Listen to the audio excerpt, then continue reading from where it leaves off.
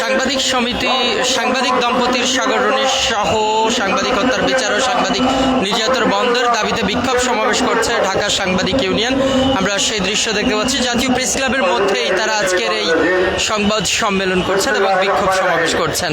দর্শক, কালের কণ্ঠ থেকে আপনাদের সাথে সরাসরি যুক্ত রয়েছে আমি ইখলাস রহমান। আবারও জানিয়ে রাখি, সাংবাদিক দম্পতি সাগর রনি সহ সাংবাদিক হত্যার বিচার ও সাংবাদিক নির্যাতন বন্ধের দাবিতে বিক্ষোভ সমাবেশ করছে বাংলাদেশ সাংবাদিক ইউনিয়ন BFUJ এবং ঢাকা সাংবাদিক ইউনিয়ন DUJ।